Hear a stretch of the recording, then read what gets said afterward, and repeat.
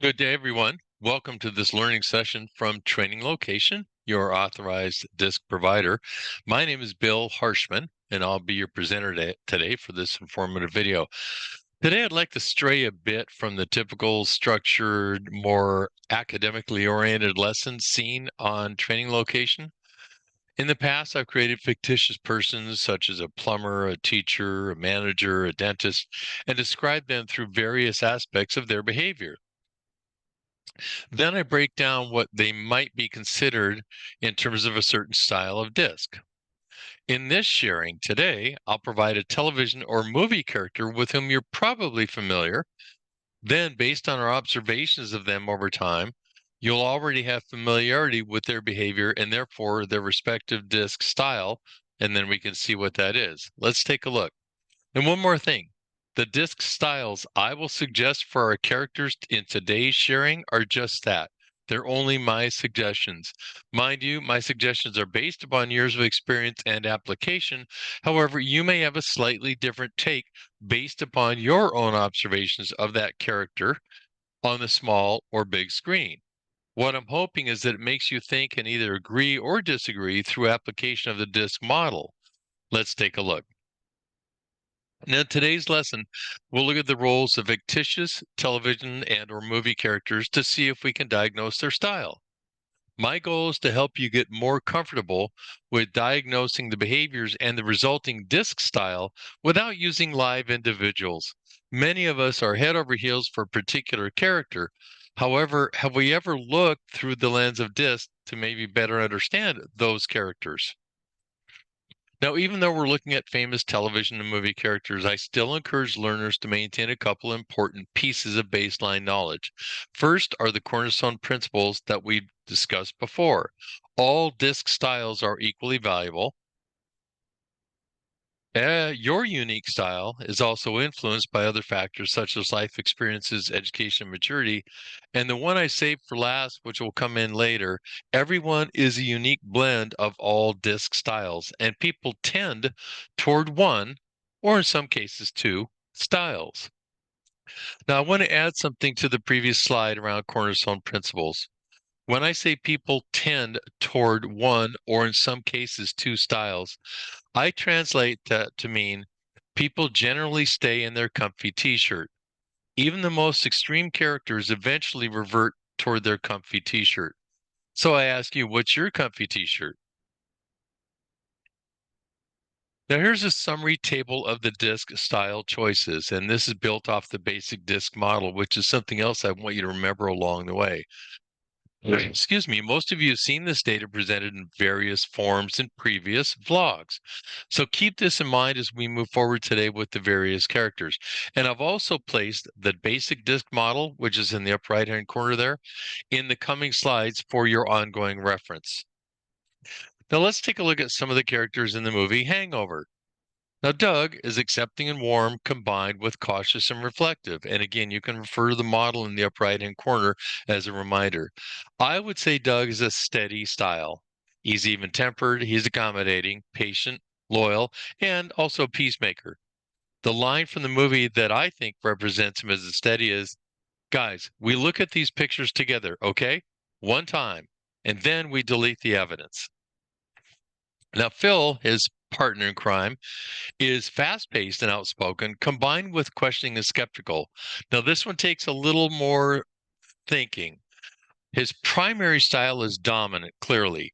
However, I also see he has aspects of an influence style. So I'd say primary is dominant with influence. He's charismatic, he's selfish, he's fast-paced, outspoken, he seeks action, he's enthusiastic and very result-oriented. So here's the part of the movie that I think underscores his style to me. So he's excited about Las Vegas coming up, and he's leaving the elementary school where he works, and one of his students begins to ask him a question on the steps. His response, "Hey, it's the weekend. I do not know you. You do not exist." Now, Alan, the soon-to-be brother-in-law of Doug, is fast-paced and outspoken, combined with very accepting and warm. He's definitely an influence style, in my opinion. He's outgoing, enthusiastic, optimistic, high-spirited, lively, people-focused. The The line that I think represents him the best, and it was sung in a song in the Mercedes, "We're the best three friends that anybody could have." He was referring to him and the other two people in the car. Now, Stu, you can probably already guess what I think of Stu. Cautious and reflective, combined with questioning and skeptical. I say conscientious, dead on. He's careful, responsible, logical, result focused, and he's a voice of reason. The line that I think nails him as his style is, "We're in a stolen cop car with what is sure to be a missing child in the back. What part of this is cool?" So now, what about Friends? I think most people have seen Friends. Some have not, but I'm trying to include many TV series and movies throughout this presentation. So the first character I chose is Monica, and she is fast-paced and outspoken, combined with questioning and skeptical. Clearly a dominant. However, there's parts of her that are a conscientious style as well, such as her profession as a cook. She's very detailed, and when she cleans, and just cleans the apartment she lives in, over the top, conscientious style, detailed, meticulous. So she is firm and strong-willed, result-oriented, like a D, and she's also analytical and precise and systematic. So I'd say she almost has two mottos: do it now, like a D, and also do it right, like a C style. So if she had her own personal motto, I would say it'd be do it right now. Now, Chandler, he's fast paced and outspoken, combined with accepting and warm. Pretty easy for me. He's an outgoing. Now he's an influence style. He's charming and outgoing, humorous, life of the party kind, and definitely people focused. Next is a main character, Rachel. She's cautious and reflective, combined with accepting and warm. I'd say she's primary steady style, definitely with aspects of influence next to that quadrant of steady. She's funny, she's high-spirited, sense of humor, sweet, flexible, genuine, loyal, and definitely people-focused. And her motto would be, "Let's do it together." And last is Ross, who kind of reminds me of Stu, definitely cautious, reflective, combined with questioning and skeptical. His style is conscientious. He's detailed. He's a very careful paleontologist that you can count on him to do the right thing. He's genuine. He's intelligent, selfless, innocently funny, result oriented. His motto, as you know, is do it right. Now, how about Breaking Bad? Walter White is cautious and reflective, combined with questioning and skeptical. Now, this was a tough one for me. He's definitely conscientious in his primary style. That's his comfy t-shirt. However, there's also steady in him. And as you know, steady and conscientious to join each other in the quadrants on the DiSC model up there, you can see. So he's kind, he's caring and timid. However, he's demanding and calculating and ruthless with the love of power. And his chemistry genius makes him an artist, so to speak, in the world of meth production. How about Finding Nemo? The Dory, you know what I'm going to say. Fast-paced and outspoken, combined with accepting and warm. Definitely an influence or an I style. She's outgoing, enthusiastic, optimistic, high-spirited, lively, people or fish-focused. And the line in the movie that I think identifies her to me: "When life gets you down, you know what you got to do? Just keep swimming." And obviously, her motto would be, "Let's have fun." Now, Marlin, who is Nemo's father, also cautious, reflective, combined with questioning and skeptical, definitely a conscientious. He's analytical, reserved, precise, and very, very cautious, like the descriptor. And his line in the movie: "If this is some kind of practical joke, it's not funny. And I know funny. I'm a clownfish." How about Toy Story? Now, Woody, clearly the main character, cautious and reflective, combined with accepting and warm. He is a steady style. He's cautious, he's careful, he's stable, concerned about fellow toys' safety and happiness. He's responsible, competent, level-headed. All characteristics you could assign to the steady style. He's deeply devoted to his friends and his people, or toy-focused. The line in the movie that I think helps identify him to me: "It doesn't matter how much we're played with. What matters is that we're here for Andy when he needs us." And of course, Buzz Lightyear. Easy peasy. He's fast-paced and outspoken, combined with questioning and skeptical, definitely a dominant. He's direct, he's firm, strong-willed, and results-oriented. Motto: do it now. The line I associate with him is "to infinity and beyond."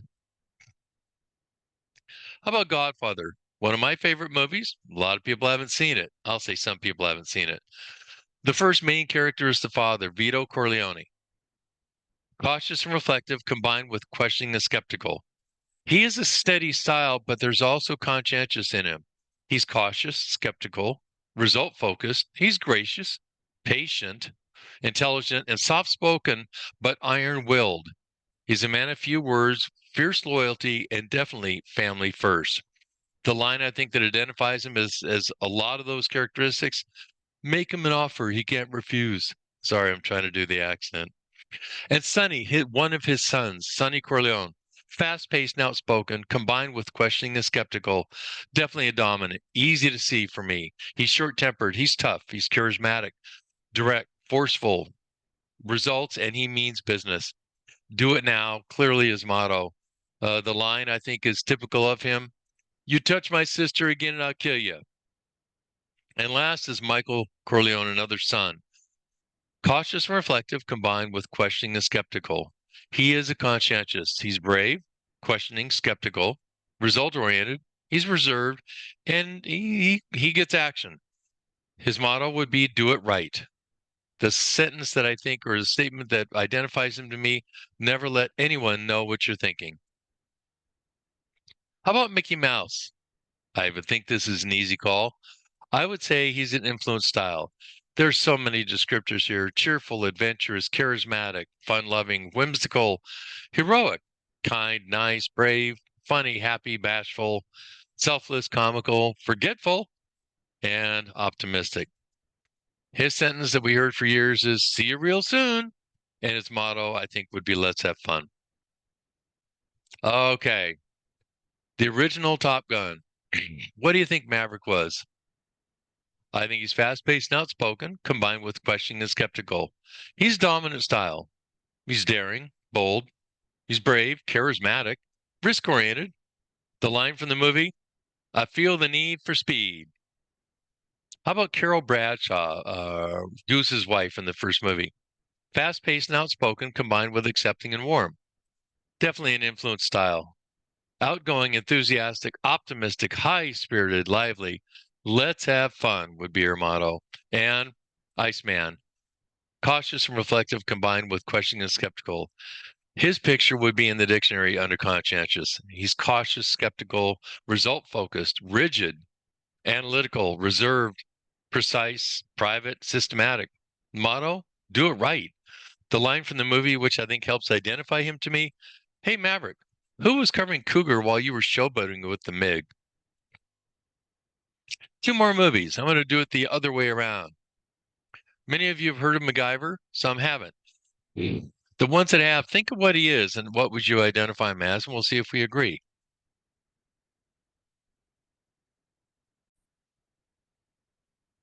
I say he's conscientious.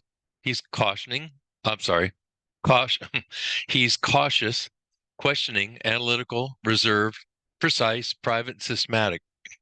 There always seems to be a way to fix things. He was always fixing things and very handy and with his gadgets and lots of common sense. His motto: do it right. And here's the popular one most of us know: Forrest Gump. Now, what would you think he is? I'll give you a second there and see if we agree or disagree. I say he's cautious and reflective, combined with a very high level of accepting and warm. To me, I'm sorry, I skipped. To me, he's a steady, people focused, accommodating, even tempered, patient, and humble.